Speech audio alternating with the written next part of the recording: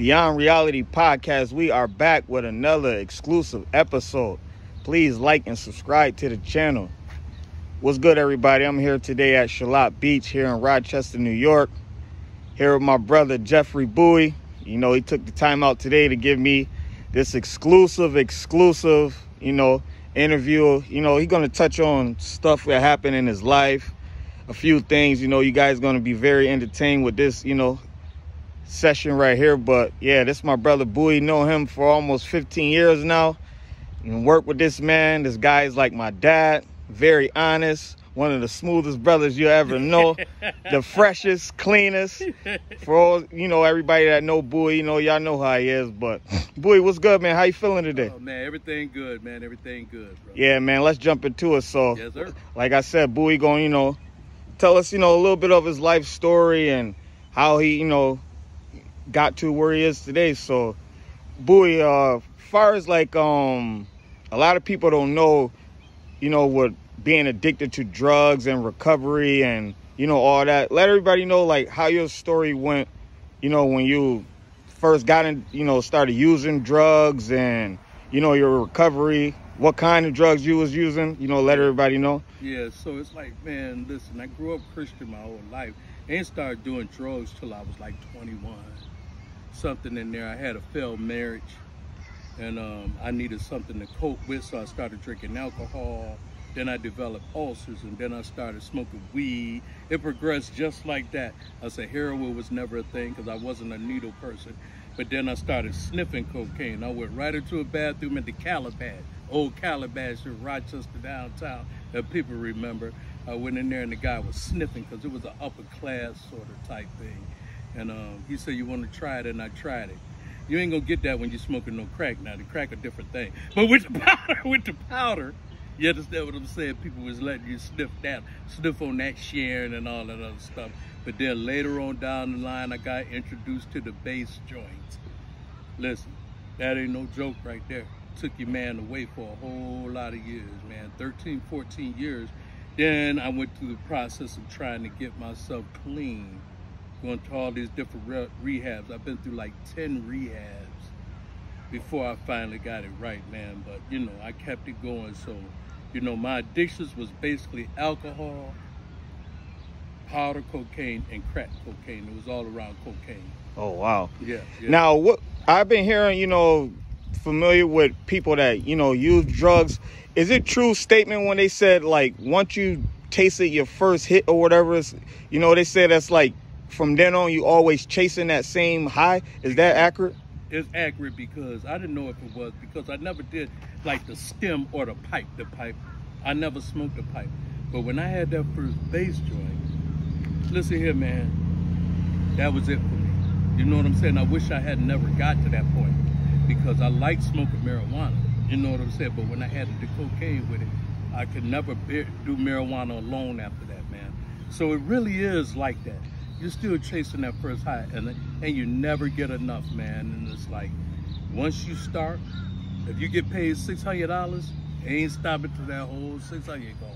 You know what I'm saying? So I don't know why I didn't buy it all at the first time when I got there. You know what I'm saying? Then go from paying full price, then you get down to 2 to 15. So a lot of times you hear me talking about recovery or cane or something like that. I give you a story like that. I said, man, let me tell you a little bit of something about that 2 for 15. You know what I'm saying? Because people know what I'm talking about when I'm saying that. Because a drug dealer hate when you ask for 2 for 15. Oh, wow. So what would you say, like, some of, like, the darkest stages, like, from using drugs? Like, I know some people say they feel real down. Like, how was your experience? Like, was you ever in a down place, or was it just something that, like, kept you, like, mellow, cool? No, I got high, but when I lived with somebody that sold it.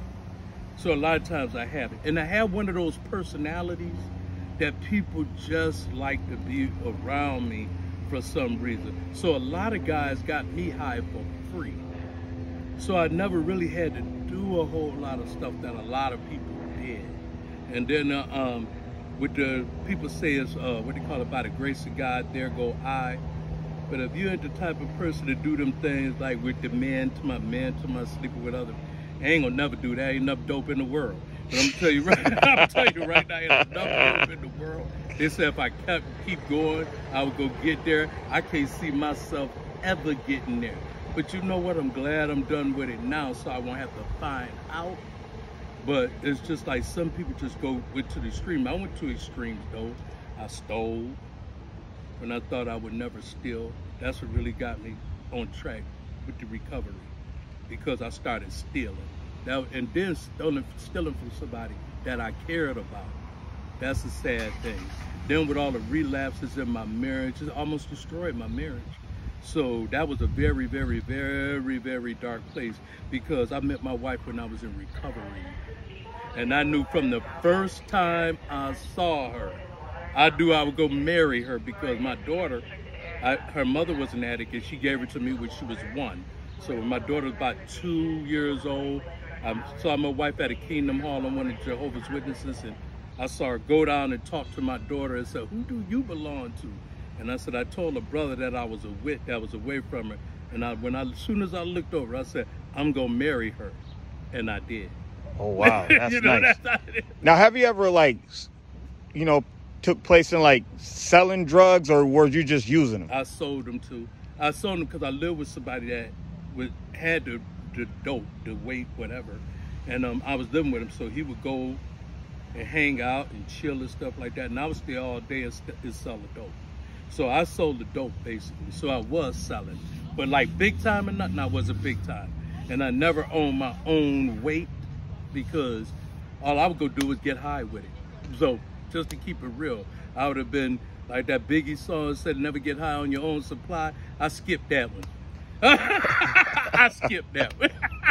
On to the next. I don't know what number it was. That was number 5 or 6. I went on down to 6, 7, whatever, because listen, I was getting high. And the only reason why I was doing it was to help my man out. And and I was helping him out by him staying with me basically for free. I had my own food stamps and stuff, because that's how I was doing it.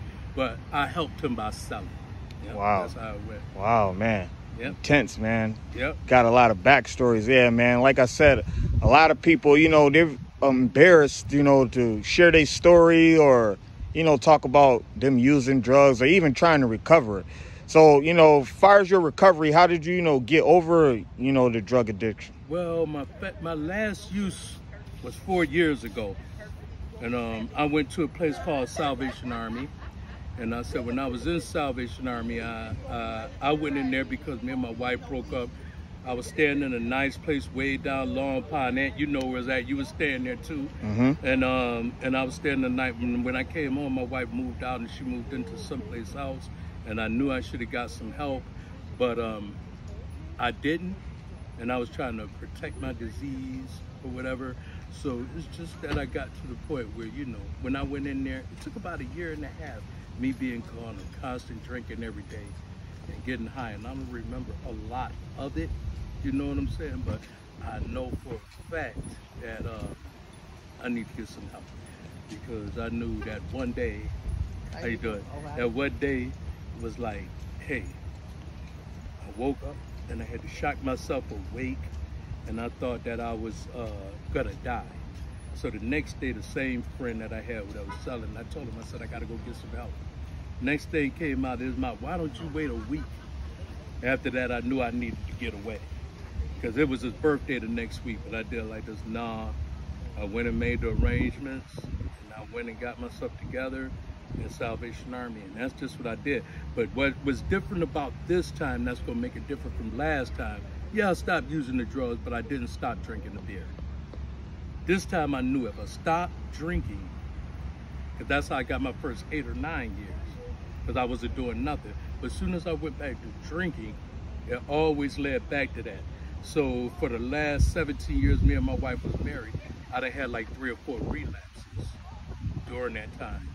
And I made the marriage kind of hard. But right now, our marriage is great, because I not only stopped that, I changed things in myself that I needed to change. Yes, man. And some of them changes was humility.